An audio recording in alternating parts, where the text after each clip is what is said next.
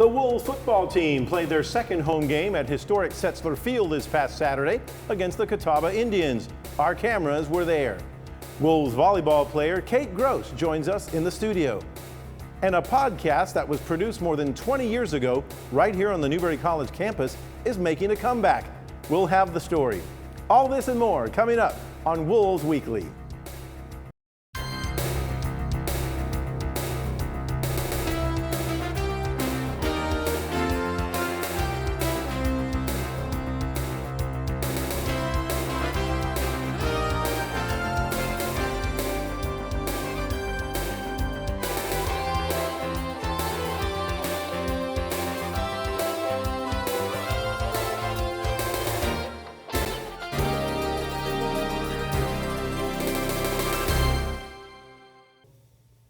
From the Langford Center studios at Newberry College, I'm Al Della Chica. And I'm Tucker Moore. Welcome back to Wolves Weekly. The second home game for the Newberry College football team was held this past week as the Wolves welcome in conference foe, the Catawba Indians. Newberry came into the game with a perfect 2-0 record, while Catawba was 2-1. Our Wolves Weekly team was there to bring you the highlights. The Newberry Wolves hosted SAC opponent Catawba Indians this past Saturday night at Setzler Field for their first home conference game of the season. The Catawba Indians would receive the kick to start. The Indians would start their drive on the 21-yard line. The Indians' opening drive was a strong start to the game, recording 11 plays to go 79 yards.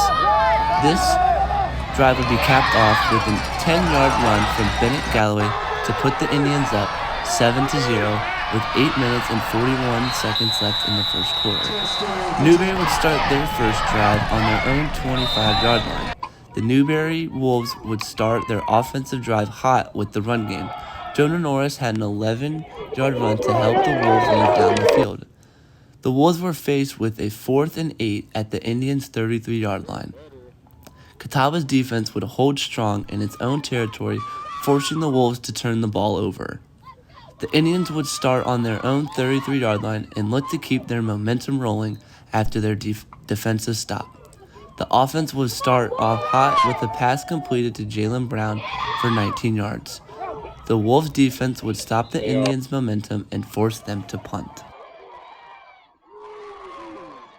The Wolves started their second drive on their own 39-yard line, looking to tie the game up. The Wolves would complete a 12-yard reception to DeAndre Coleman. DeAndre Coleman would record another reception for 28 yards to put the Wolves in Indian territory. While in Indian territory, Keith DeSaussure would find the end zone with a 23-yard rush to tie the score. The Indians would start on their own 25-yard line, looking to take the lead before going into the half. The Indians would march down the field for 75 yards on 12 plays, and Bennett Galloway ending the drive off with an 8-yard rushing touchdown, adding the score to his name on the night, putting the Indians up by a score of 14-7 with 5 minutes and 12 seconds left in the first half. The Wolves would look to tie up the score before heading into the half, but the Indians' defense was strong and would force the Wolves to punt before the half. The Indians would look to score one more final time before the half ended, but would ultimately be unsuccessful. Going into the half, the Indians would be up by a score of 14-7. The third quarter was all defense on both teams. Neither team let the other offense start to find any rhythm. This would result in a scoreless quarter and the score being 14-7 to start the fourth quarter. Newberry had the ball when the fourth quarter started on the Indians' 34-yard line. Lee Charpie would complete a reception to Keith DeSaussure for 12 yards. The Indians would force the Wolves to kick a field goal and cut the lead to 4. Mike Jeter would return the kickoff for the Indians for 48 yards. The Indians would march down the field again on 8 plays, and the drive would be capped off with a 2-yard rushing touchdown by Bennett Galloway, making the score now 21-10 with 8 minutes and 15 seconds left in the fourth quarter. The Wolves would hope to cut the lead, but the Wolves would start on their own 20-yard line and would march all the way down the field to the 4-yard line, where the Indians' defense would stop the Wolves on the goal line and force another turnover on downs. The Indians would start on their own 4-yard line and would just run the rest of the clock off to end the game. The Wolves would fall short with a final score of 21-10. The Wolves are now 2-1 overall and 1-1 in SAC play. The Wolves are on the road against SAC conference opponent Lenore Ryan on September 27th. Cooper Gay with NCTV. Yeah, and so Tucker, a little bit devastating there. You know, Newberry had been on a 7-game winning streak over the Indians, which is pretty amazing, including a pretty good comeback win last year. And maybe that was it. I don't know. It's not so much, I don't think we're dipping down. I think maybe Catawba is getting a lot better. They had a lot of talent. Their quarterback is big. He could throw the ball. A little bit inaccurate at times. But the defenses seemed to be a little stronger. Coach had alluded to that. He said this may be a defensive game. And in the end, it was. It was not a high-scoring game. You'd like to think, you know, yeah, we gave up 21. But with our high-flying offense, with Reed Sharpia and all that, you know, they held us in check. Yeah, and just to bring it back, you know what they say, streaks are meant to be broken sometimes, and I just think you saw this Catawba team come in and be more prepared than I've seen them in years prior. You mentioned the defense. There were multiple drives. The Wolves got into the 20-yard line. One in particular, they were on the 13, 2nd and 1, you know, and ended in a field goal.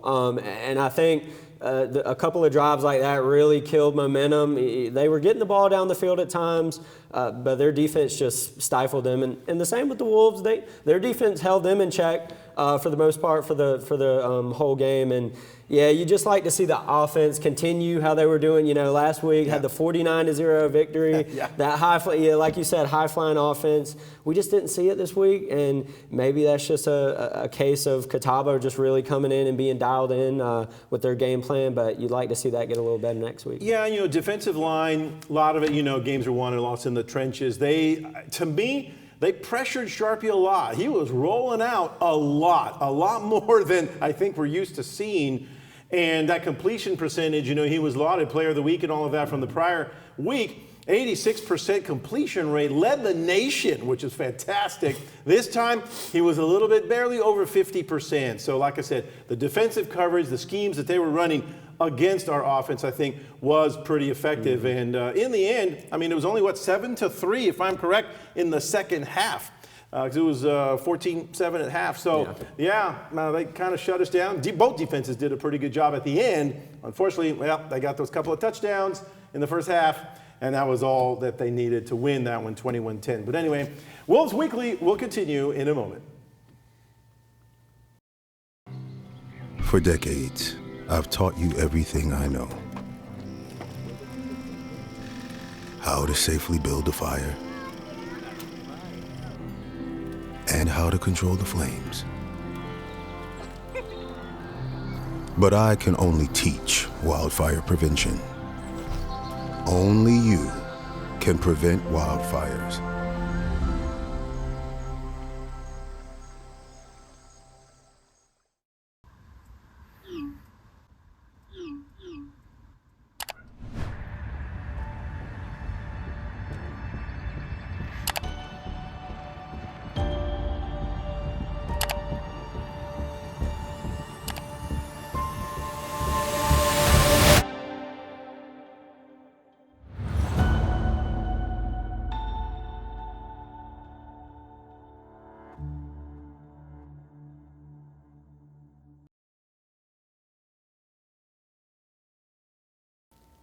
Hello, welcome back to Wolves Weekly. I'm DeAndre Coleman, and joining me today in the studio is volleyball player Kate Gross.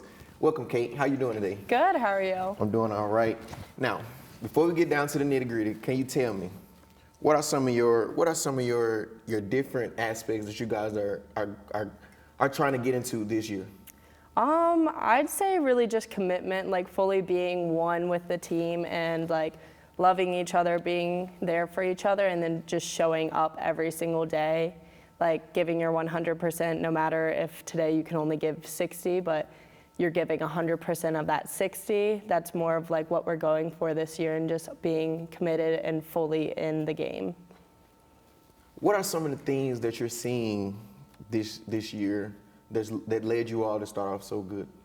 I think we had a conversation at the beginning of the season with the whole team, whole staff, coaches, everything, and we laid down our goals for the season and what we wanted our team to be seen as, what we wanted to hold like true to our team. And I think that conversation really got our team on the same path and the same goals, and understanding that like we are all there for each other. Like, yes, we are competing for positions and everything, but at the end of the day, you are one team. And so if your job this year is to be the loudest person on the bench, you're gonna be the loudest person on the bench, and you are gonna love your role on that team and really give your all for the team in that role. If you had to pick one word to describe you guys' identity or words, what would it be and why? I'd probably say, I keep saying it, committed. Again, team really just wants to be one and be there for each other and just show up every day. And then I would also say, like, we repeat this a lot at practice, to have a lot of grit and just give your all, like sacrifice, throw your body on the ground for that ball. Like, every point counts. And so it's really important to always like sacrifice and have that grit for your team. Now, thinking back in the off season, during those hard lifts, what's fueling you guys' fire? What's keeping you guys going?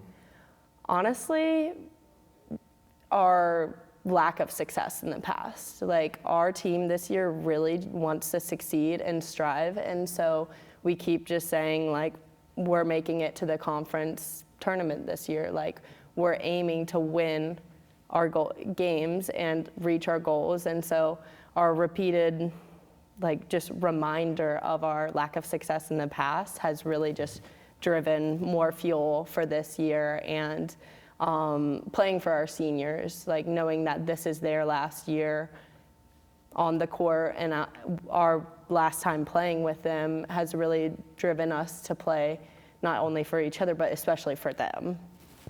As a junior, what are some of the challenges that you may face? For this year, I would say we have a very small group of upperclassmen, so we only have 5 seniors and 3 juniors. And so it's more of like finding a way to lead the group with a smaller group of leaders, and understanding that not everyone may have a leadership role. Sometimes not everyone is going to say something all the time in a huddle, and that's okay. Not everyone needs to say something. And just teaching the younger players like what our team goal is, what our team values are, and like what it means to be a Newberry women's volleyball player. As a nursing student, how do you balance those responsibilities?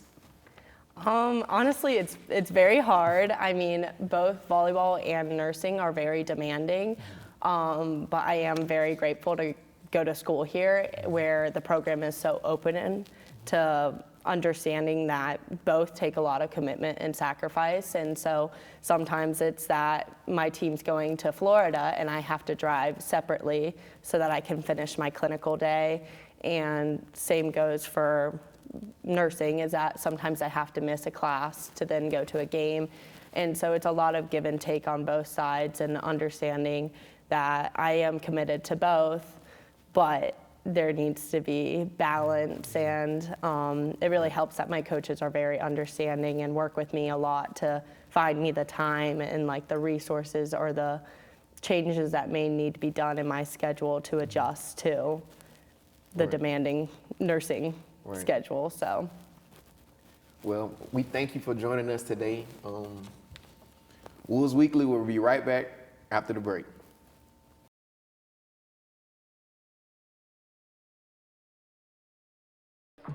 How do you know when you've made the right decision? It's the feeling you get in your gut.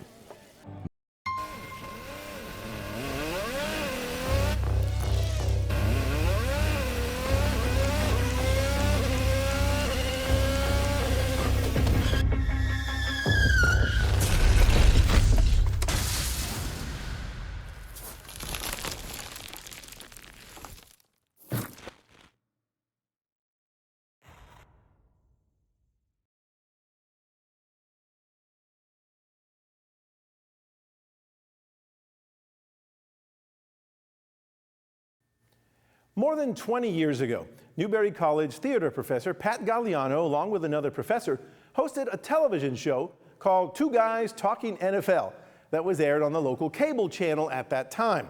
The show eventually ended, and over the years, the memory of the show faded away as well. But with the rise of the internet and new digital technology and the hunger for more and more content, the show is making a comeback after 2 decades. Courtney Belton and Keegan Judd have the story.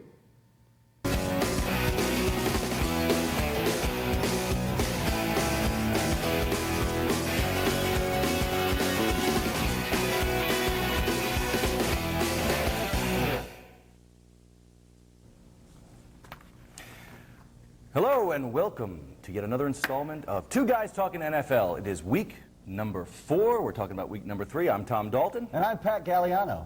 We're happy to be here in the studios on NCTV Channel 2 on the campus of Newberry.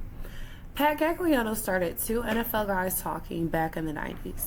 He took a long break and finally decided to bring it back 35 years later in 2025 with the only Dr. John Lassane. Pat Gagliano's background includes many years as a professor at Newberry College. He's always loved talking about NFL and sports in general. He elaborates on how easy it is to be exposed to audio and media, and it's a good communication tool.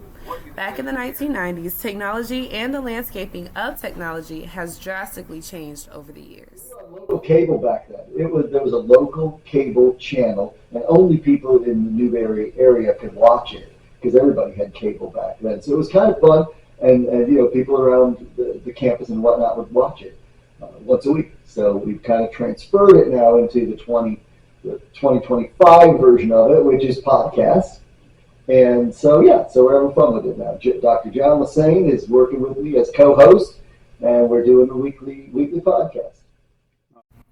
Challenges were faced in the 1990s with not having advanced audio and video technology to reach your target audience. Just imagine trying to start a podcast with technical discrepancies between now and the 1990s and facing different hurdles to reach an audience. So, I know when you're doing a show, you gotta always look at those kind of stats and everything, and that I leave to our comm colleagues to figure that out, and now they might give us some hints on what we might do to help increase certain audience. But the target audience for me has always just been anybody who wants to listen to talk about football, NFL football, because we don't really go into college too much. We did our first show this time because there wasn't any NFL games to report on, so we report on a little bit of college stuff, and sometimes they overlap, but not usually. Yeah. In the 90s, when the podcast was started, it was difficult to continue it due to the lack of easy use of technology. Nowadays, in 2025, it has been brought back with the help of technological advancements, making it easier to film and produce, including a special setup crew that helps with the production of podcasts. Well, luckily for us, we had classes, students like yourself, who were on crew, and we would go at a certain time each week, and you'd have the whole floor crew, you'd have camera crew, you'd have character generator crew. Well, did we have that? I don't know if we had that or not. Maybe we did. And it used to be recorded on VHS tape. That's the way we used to get to see it. Marshall would make us a VHS tape and we'd play, but it was on cable channel too. But he would, be able to give us, now it's a link, it's so much easier, right? Now it's going around the world if we wanted to, right? It's on YouTube. So yeah, and I could send a link to any of my friends anywhere in the country or the world and they can tune in. So it's kind of cool, yeah.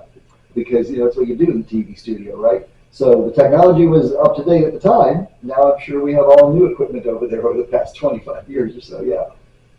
John's going Lassane. John, take it.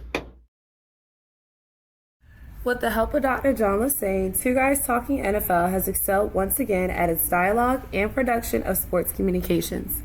Dr. John Lassane has done the announcements for the Wolves football team over the last 12 seasons and can bring a familiar voice back to the airwaves. Here's some behind-the-scenes footage of the two hosts. The no expectations tier starts off with the Panthers, the Browns, the Dolphins, the Saints, the Jets, the Titans, and the Bears.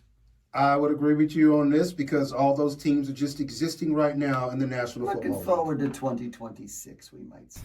As Dr. John Lassane reflects on his past 12 seasons with the Wolves, he also expresses his end goal for the podcast with Pat Gagliano.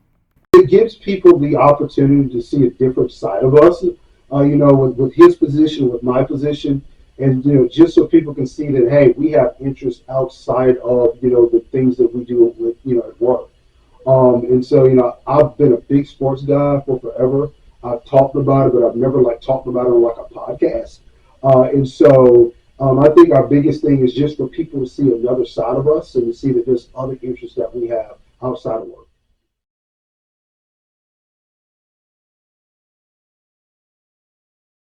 Life's daily battles are not meant to be fought alone. We're not powerless, so long as we don't lose sight of what's important. Don't be afraid to seize that moment to talk to your friends. Cloud, you okay? Because checking in on a friend can create a safe space. The first step on our new journey. You coming? Reach out to a friend about their mental health. Seize the awkward. It's totally worth it.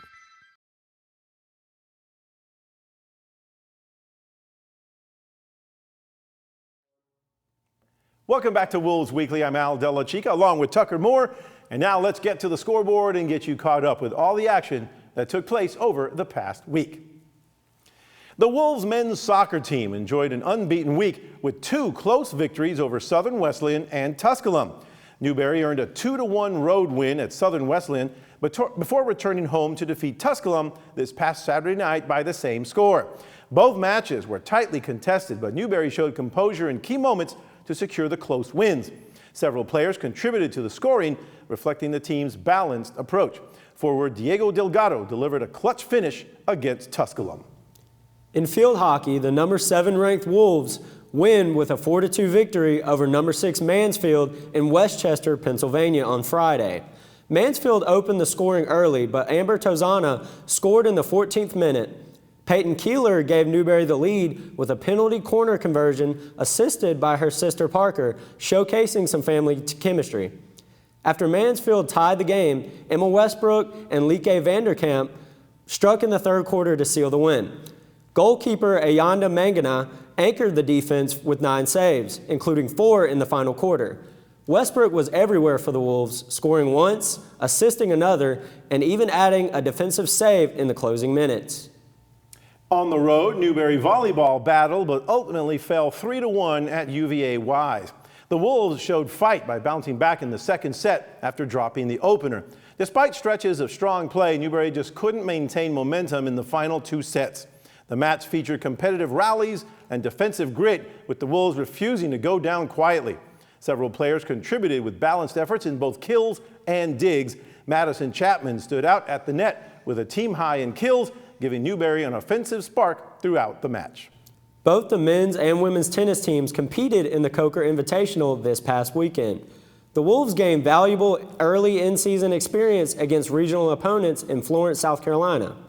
Singles play saw multiple athletes notch hard-fought victories, while doubles teams showed improved team chemistry. The Invitational provided an important opportunity to test lineups and adapt to tournament-style competition. While results were mixed, both squads displayed signs of growth and potential. Caroline Hayes impressed with a comeback singles win, while David Suarez partnered for a strong double showing that energized the team. Last week, South Carolina Army National Guard Players of the Week were junior triathlete Kaylee Giel and senior quarterback Reed Sharpia. Giel trimmed 5.5 minutes off of her time in the same event last year to finish 51st.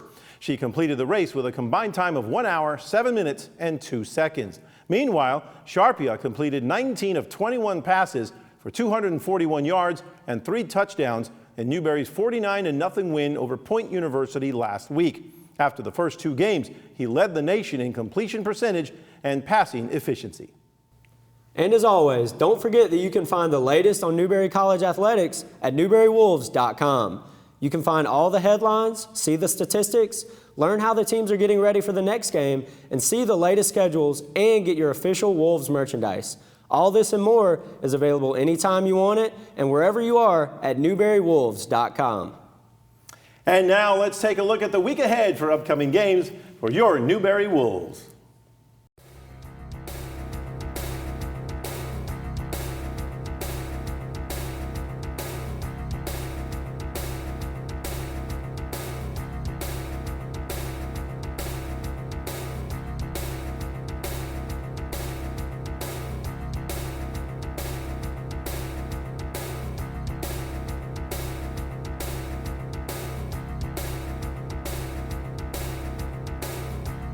And that's all for this edition of Wolves Weekly. I'm Al Della Chica. And I'm Tucker Moore. Join us next time for more Wolves Weekly.